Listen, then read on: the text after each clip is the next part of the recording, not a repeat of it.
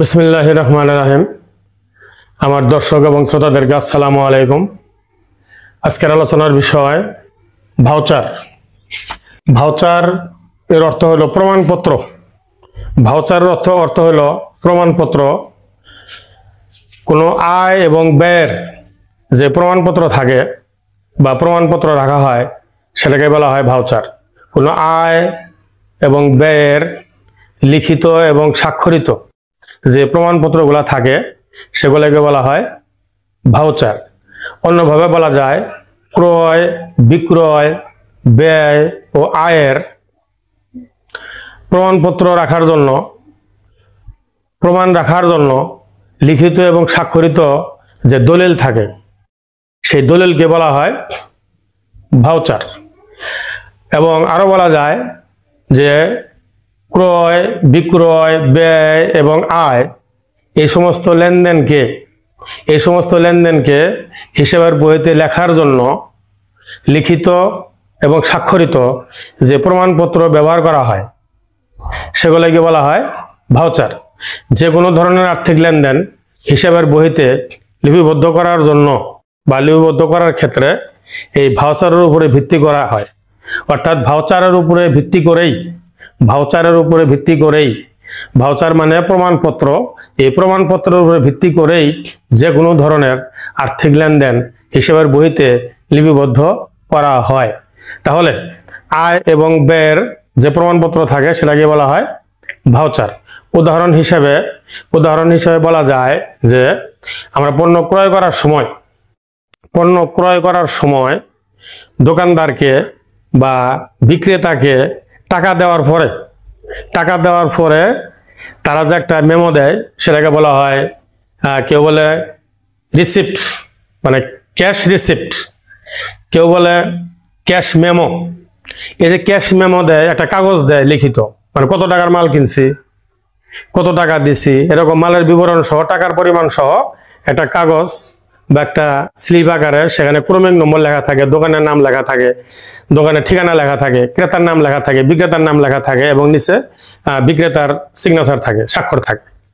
এই যে মাল ক্রয় করার পরে যে বিক্রেতার কাছ থেকে মানে দোকানদারের কাছ থেকে টাকা দেওয়ার পরে দোকানদারের কাছ থেকে যে একটা রসিদ পাওয়া যায় সেটাই হলো ভাউচার। সেটা হলো ক্রয়ের সাথে ভাউচার। সেরকম ভাবে যে কোনো জায়গায় হাসপাতাল বলি বা কোনো শিক্ষা প্রতিষ্ঠান বলি, কোনো জায়গায় টাকা যদি প্রদান করা হয়, কোনো সেবার বিনিময়ে যদি টাকা প্রদান করা হয়, টাকা দেওয়ার সাথে সাথে কিন্তু টাকা প্রদান করার সাথে সাথে তারা কিন্তু একটা রিসিট আমাদেরকে দেয়, একটা রসিদ দেয়। সেই রসিদ কি বলা হয়? ভাউচার। সেম ভাবে আমরা যদি আমরা যদি পণ্য বিক্রয় করি, আমরা যদি কাউকে সেবা প্রদান করি, সেখান থেকে যদি আমরা টাকা নেই, সেই টাকা নেওয়ারও কিন্তু একটা প্রমাণপত্র আমাদের কাছে থাকবে। হ্যাঁ, আমরা পণ্য বিক্রি করার পরে আমরা যদি পণ্য বিক্রি করার পরে যে পণ্য ক্রয় করে নিল সেই ক্রেতাকে কিন্তু একটা প্রমাণ স্বরূপ একটা কাগজ দিতে হবে। আবার সেম ভাবে কিন্তু আর একটা লিখিত কাগজ আমাদের কাছে থাকবে।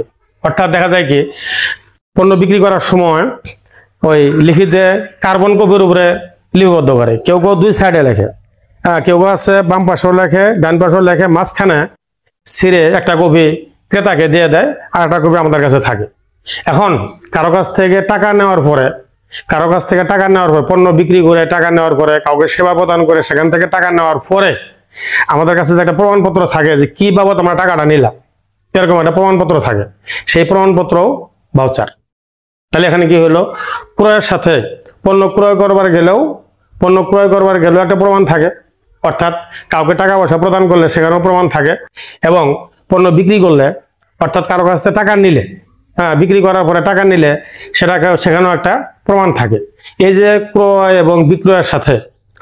এবং বিক্রয় করার পরে অর্থাৎ টাকা প্রদান করার পরে অথবা টাকা আসার পরে যে প্রমাণপত্রটা থাকে, যে প্রমাণপত্র রাখা হয় সেটাকে বলা হয় ভাউচার। বিদ্যুৎ বিল দিতে গেলে কিন্তু বিদ্যুৎ বিল দেওয়ার পরে সেটা আমরা ব্যাংকেই দিই অথবা বিদ্যুৎ অফিসে গিয়ে আমরা বিল দেওয়ার পরে একটা কপি কিন্তু রেখে দেয়, আর একটা কপি কিন্তু কাস্টমারকে দিয়ে দেয়। উপরে লেখা থাকে অফিস কপি, লেখা থাকে হলো গ্রাহক কপি। অর্থাৎ অফিসে একটা কপি রেখে দিচ্ছে আর একটা কপি গ্রাহককে দিয়ে দিচ্ছে। গ্রাহক কিন্তু সেটা সযত্নে প্রিজার্ভ করে, সযত্নে কিন্তু রেখে দেয়। এবার এই যে সযত্নে রেখে দেয়, এটাই হলো একটা ভাউচার, এটা ভাউচার। আর অফিস যেটা রাখলো সেটা অফিসের কাছেও ভাউচার। আর ব্যাংকে টাকা জমা দিতে গেলে, ওই কি কোন অ্যাকাউন্টে জমা দেওয়া হলো, কত টাকা জমা দেওয়া হলো, তারিখ সহ, নাম সহ, সিগনেচার সহ দেওয়ার পরে ওই টাকা জমা দেওয়ার পরে ওই ব্যাংকের অফিসার কিন্তু টাকা গুনে নিয়ে পরে ওইখানে কিন্তু তার নিজের সিগনেচার সিল মেরে কিন্তু অর্ধেক অংশ কিন্তু ফেরত দেয়। সেটা কিন্তু আমাদের বলা হয় কি মানি রিসিট, মানে ডিপোজিট, ব্যাংক ডিপোজিট স্লিপ, ব্যাংকে টাকা জমা দেওয়ার একটা স্লিপ। এখন ওই যে ব্যাংকে টাকা জমা দেওয়া যে ছোট্ট একটা স্লিপ থাকে, জমা দেওয়ার পরে সেখানে ব্যাংকের ম্যানেজারের সাইন এবং সিল দিয়ে নগদ গ্রহণ করা হলো, এই সিল মেরে যে দিয়ে দেওয়া হয় সেটা কিন্তু প্রমাণপত্র, এবং সেটাই হলো ভাউচার। এখন ভাউচারের বিষয় হলো, একটা ভাউচার আছে ডেবিট ভাউচার, আর একটা বলা হয় ক্রেডিট ভাউচার। ডেবিট ভাউচার হলো পণ্য ক্রয় করার সময়, পণ্য ক্রয় বা যে কোনো ধরনের ব্যয়ের যে প্রমাণ রাখা হয়, পণ্য ক্রয় করার পরে অথবা যে কোনো ধরনের ব্যয় করার পরে যে প্রমাণপত্র রাখা হয় সেটাকে বলা হয় ডেবিট ভাউচার। আর ক্রেডিট ভাউচার আছে একটা, সেটা হলো কি পণ্য বিক্রি করার পরে বা কোনো আয় হওয়ার পরে, পণ্য বিক্রয় বা কোনো আয়ের যে প্রমাণ রাখা হয়, পণ্য বিক্রি করার পরে বা কোনো আয় হলে যে লেনদেন হয় সেই লেনদেনের যে প্রমাণ রাখা হয় সেটাকে বলা হয় ক্রেডিট ভাউচার। আমি আবার বলতেছি, পণ্য ক্রয় বা কোনো ব্যয়ের সাথে, পণ্য ক্রয় বা কোনো ব্যয়ের জন্য, পণ্য ক্রয় বা কোনো ব্যয়ের যে লেনদেন হবে সেটার জন্য যে প্রমাণপত্র রাখা হয় সেটাকে বলা হয় ডেবিট ভাউচার। আর অপরদিকে পণ্য বিক্রয় বা কোনো আয়, পণ্য বিক্রয় বা কোনো আয়ের যে লেনদেন হয় সেটার জন্য যে প্রমাণপত্র রাখা হয় সেটাকে বলা হয় ক্রেডিট ভাউচার। অর্থাৎ ভাউচার হলো একটা প্রমাণপত্র লেনদেন লিপিবদ্ধ করার জন্য, হিসাবের বইতে লেনদেন লিপিবদ্ধ করার জন্য এই ভাউচারের উপরেই ভিত্তি করে হয়, এই ভাউচারের উপরেই নির্ভর করা হয়। ভাউচার দেখেই একটা আর্থিক লেনদেন সমূহ হিসাবের বইতে লিপিবদ্ধ করা হয়। ভাউচার না থাকলে কোনো লেনদেন লিপিবদ্ধ হবে না, কারণ লেনদেনের প্রমাণই হলো ভাউচার। অর্থাৎ ভাউচার হলো প্রমাণপত্র আয় এবং ব্যয়ের যে প্রমাণপত্র থাকে সেটাকে বলা হয় ভাউচার। সংক্ষিপ্তভাবে বলা যায় যে আয় এবং ব্যয়ের যে প্রমাণপত্র থাকে সেটাকে বলা হয় ভাউচার।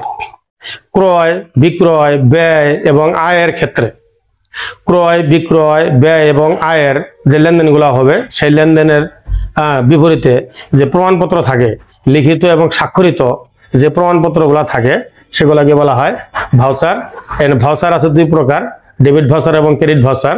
ডেবিট ভাউচার হলো ক্রয় এবং ব্যয়ের ক্ষেত্রে, ক্রয় এবং ব্যয়ের যে প্রমাণপত্র থাকে সেটাকে বলা হয় ডেবিট ভাউচার।